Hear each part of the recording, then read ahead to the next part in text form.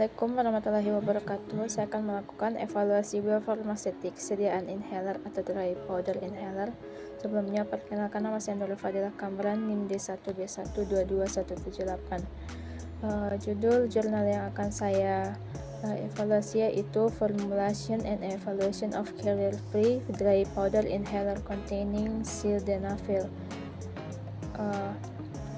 Adapun pendahuluannya, nebulizer adalah alat yang menghasilkan kabut dari larutan obat atau suspensi dari banyak digunakan di rumah sakit. DPI atau dry powder inhalation menggunakan bubuk mikronisasi yang dikemas dalam sediaan kapsul atau lepas yang dapat ditarik secara adiktif oleh pasien. Sildenatif merupakan penghambatan fosfodiesterase 5 atau PDE5 selektif, adalah terapi oral pertama yang disetujui untuk mengobati disfungsi ereksi dan telah diindikasikan untuk pasien hipertensi arteri pulmonal atau PAH di Amerika Serikat sejak tahun 2005. Dengan menghambat PDE5 yang terlibat dalam degradasi siklik PAH di Amerika Serikat, siklik coalisin monofosfat atau CGMP, sildenafil meningkatkan aktivasi sistem nitrik atau oksidasi CGMP, menyebabkan relaksasi otot polos pembuluh darah paru, dan oleh karena itu terjadilah vasodilatasi. Sildenafil saat ini tersedia sebagai tablet salu-selaput, serbuk untuk suspensi oral dan larutan injeksi untuk digunakan pada pasien PAH. Makanya dipertimbangkan bahwa biostabilitas sildenafil setelah pemberian oral yaitu rendah, kira-kira 40%. Alasan dari popularitasnya DPI adalah karena perangkat ini mudah ditangani dan pasien lebih patuh daripada inhaler dosis terukur atau MDI.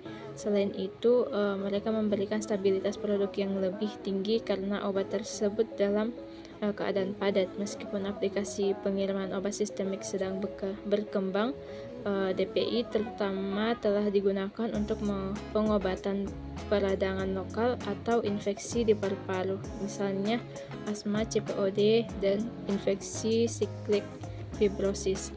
Untuk terapi inhalasi yang efektif dan aman, DPI harus secara produktif memberikan dosis partikel halus atau FPD yang memadai ke tempat kerja atau reseptor infeksi tempat penyerapan di saluran pernafasan.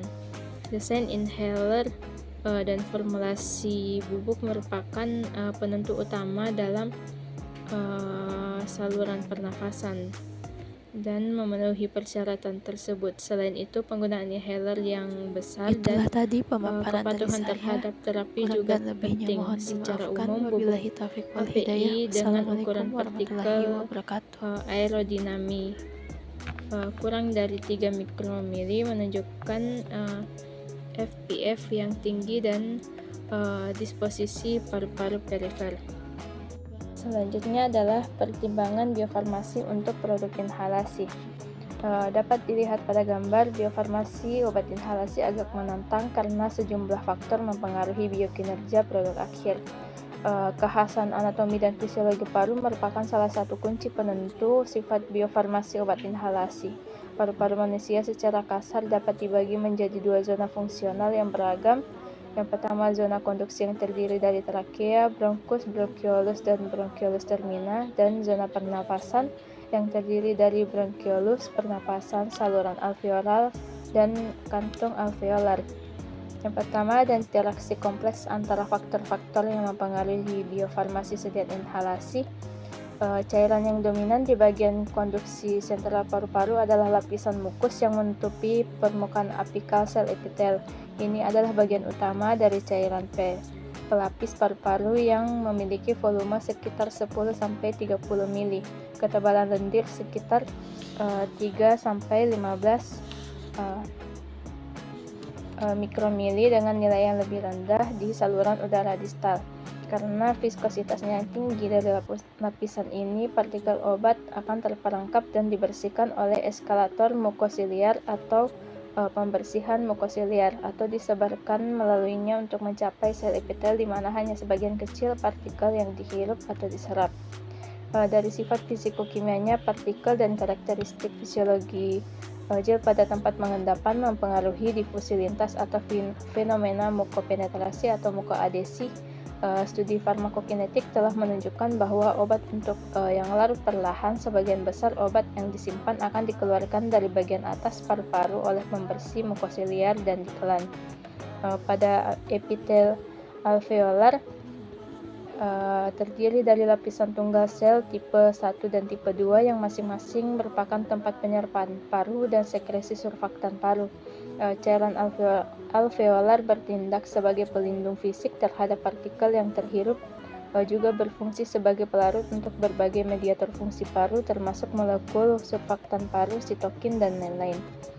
Surfaktan paru-paru adalah kompleks lipoprotein yang terdiri dari fosfolipid terutama DPPC, protein lipid netral atau kolesterol, dan jejak zat lainnya. Lapisan ini jauh lebih tipis dibandingkan dengan lendir, minus 0,07 mikromili dengan perkiraan volume sekitar 7-20 mili, 36 mili, 50 mili, atau 10-20 mili per 100 mili persegi luas permukaan paru-paru yang tersedia untuk pengendapan. Kehadiran surfaktan dalam cairan alveolar dapat meningkatkan kelarutan obat dan akibatnya obat yang larut dalam air.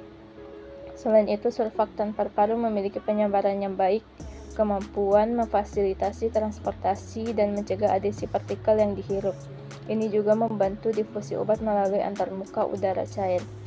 Partikel yang disimpan di daerah alveolar ini akan terpapar dan pembersihan makrofag alveolar, endositosis, dan mekanisme pembersihan lainnya. Peran utama makrofag adalah untuk menghilangkan partikel yang tidak larut atau larut lambat dari permukaan paru-paru dengan serapan fagosit.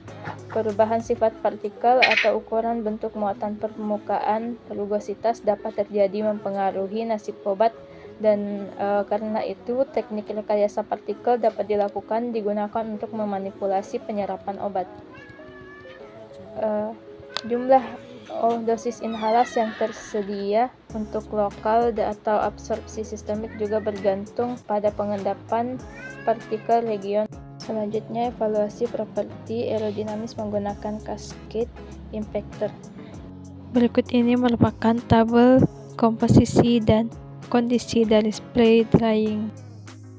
Dapat dilihat pada gambar pertama, di mana PAPP sildenafil pada transport A to B adalah 6,91 kali 10 cm per detik. Dibandingkan dengan nilai A to B PAPP dari beberapa senyawa terapeutik yang lain dilaporkan dalam penelitian sebelumnya, sildenafil dapat diklasifikasikan sebagai senyawa yang memadai untuk pengiriman paru. Selain itu, PAPP juga lebih tinggi untuk transportasi A ke B daripada transportasi B ke A. Artinya, transportasi pelabuhan sildenafil adalah penyerapan dan pengiriman paru lebih efisien untuk penyerapannya. Terlihat bentuk garam dari obat tidak mempengaruhi fluks transseluler, tidak adanya perbedaan signifikan pada PAPP, SB, dan SC yang ditemukan, meskipun lipofilitasnya berbeda. SB lebih lipofilik pada log P2,5 dan oleh karena itu diperkirakan dapat melintasi membran biologis yang lebih sering daripada SC log P18. Ini menyiratkan bahwa difusi pasif tidak penting untuk penyerapan sildenafil. Untuk menyelidiki kemungkinan keterlibatan mekanisme transport aktif melalui atau organic cationic transporter atau OCT, permeabilitas obat dengan adanya TIA dievaluasi. Penambahan 1 mm TIA secara signifikan mengurangi serapan sildenafil dapat dilihat pada gambar 1. Karena TIA adalah substrat yang kuat dari transporter keluarga OCT, pengurangan flux A ke B menunjukkan bahwa OCT berperan dalam transport aktif sildenafil. Dengan kata lain, penyerapan sildenafil dalam model epitel paru salut 3 disebabkan oleh kontribusi transportasi yang dimediasi OCT daripada jalur difusi pasif. Selanjutnya dapat dilihat pada gambar 2A, menunjukkan pengangkutan massa kumulatif SB dan SC tanpa perbedaan yang signifikan dalam total massa yang diangkut. Selain itu, presentasi pengangkutan kumulatif terhadap total massa obat yang disimpan dihitung dan diplot sebagai fungsi waktu. Hal ini dapat dilihat pada gambar 2B. Karena total deposit massa SB sedikit lebih tinggi, presentasi SB lebih rendah daripada SC. Kelarutan SC dan SB adalah HBSS digunakan sebagai fase reseptor pada suhu 37 derajat Celcius. Masing-masing adalah 11,901,36 kurang lebih 29,64 dan 202,99 kurang lebih 3,67 mikrometer. Terlepas dari perbedaan yang cukup besar dalam kelarutannya atau 60 kali lipat, kedua senyawa menunjukkan transportasi seluler yang serupa, menyeratkan bahwa difusi yang bergantung pada kelarutan bukanlah langkah pembatas laju dalam transportasi seluler sildenafil. Oleh karena itu, bentuk basa bebas dengan kelarutan rendah dapat digunakan untuk pengiriman sildenafil ke paru. Selanjutnya adalah karakterisasi keadaan padat. Yang pertama, perbedaan bentuk garam. Distribusi aerodinamis bahan baku SB, SC, SD sampai SB dan SD sampai SC yang disajikan pada tabel 2 menunjukkan bahwa pengeringan semprot efektif meningkatkan kinerja aerodinamis bahan baku. Agregasi partikel SD sampai SC terdeteksi pada gambar 5H, sedangkan tidak ada perubahan morfologi SD sampai SB karena perubahan partikel adalah salah satu faktor yang paling berpengaruh yang mempengaruhi kinerja aerodinamis partikel. Rekristalisasi dan agregasi selama penyimpanan pemberian efek negatif secara kritis dan kualitas formulasi DPI. Oleh karena itu, penerapan proses mikronisasi bottom up tipikal pengeringan semprot pada SC untuk formulasi DPI tidak sesuai karena kerentanannya terhadap perubahan kristalinitas. Selain itu, tidak ada perbedaan yang signifikan dalam transportasi obat melalui monolayer sel salut 3 antara SC dan SB, dan oleh karena itu SB dipilih untuk pengembangan DPI lebih lanjut melalui pengeringan semprot. Perlu diperhatikan juga bahwa meskipun ada masalah dengan amorfisasi dan ketidakstabilan, pengeringan semprot menawarkan banyak keuntungan yang sangat bermanfaat dalam desain partikel yang dapat dihirup. Pertama, teknik spray drying yang lebih unggul dibandingkan metode preparasi lainnya dalam menghasilkan partikel dengan keseragam bentuk, diameter, dan morfologi yang tinggi. Kedua, pengeringan semprot atau dry powder inhaler bersifat fleksibel. Itu memungkinkan optimalisasi karakteristik partikel dan akibatnya sifat makroskopik serbuk dengan memanipulasi komposisi formulasi parameter proses. Pada penelitian ini, spray drying menghasilkan ukuran partikel terkontrol bagian distribusi ukuran dan morfologi yang menguntungkan bagian morfologi dengan kepadatan yang disadap di bawah 0,4 gram per mili dan MMAD lebih kecil dari 5 mikromili, yang merupakan sifat yang direkomendasikan untuk penghirupan yang efektif dan pemberian obat. Selanjutnya, pengaruh jumlah L-leusin dan jenis nosel untuk pengiriman paru-paru yang di dalam partikel obat harus berukuran mikron yang akan menghasilkan luas permukaan spesifik yang sangat besar. Hasil kekompakan dan kelengkapan tersebut serbuk halus sangat tinggi, membuat pembuatan DPI dan dispersil partikel menjadi aerosol sangat menantang. Oleh karena itu, pembawa biasanya laktosa monohidrat sering ditambahkan untuk mencegah aglomerasi bubuk API sehingga meningkatkan kemampuan mengalir dan dispersibilitas. Dalam DPI bebas pembawa, beberapa teknik telah diterapkan seperti melapisi partikel obat dengan lipid atau asam amino dan pembentukan partikel berpori dengan metode penguapan pelarut emulsi ganda.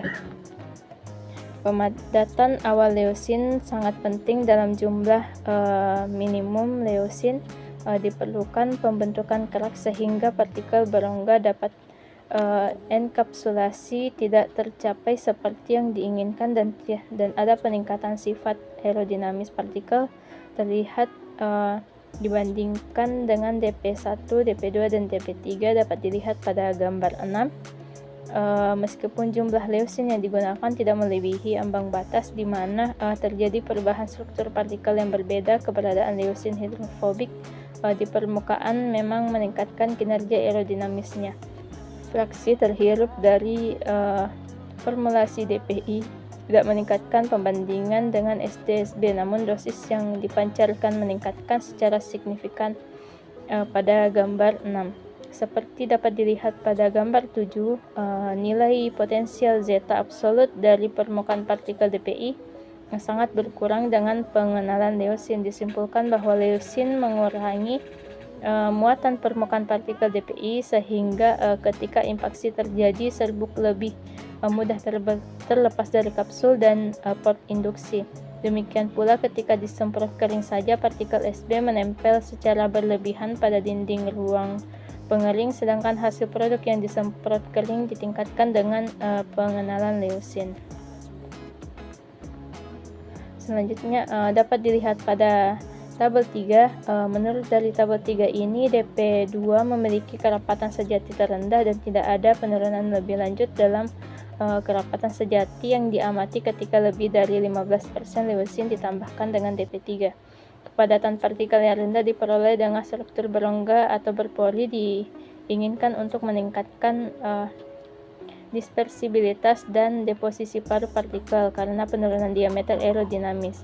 Dapat dilihat dari persama 3 di antara densitas curah, densitas tape, dan densitas sejati. Densitas tape inilah yang dinilai secara teoritis paling dekat dengan batas densitas tape yang direkomendasikan, yaitu di bawah 0,4 gram per mili yang diusulkan dalam penelitian sebelumnya.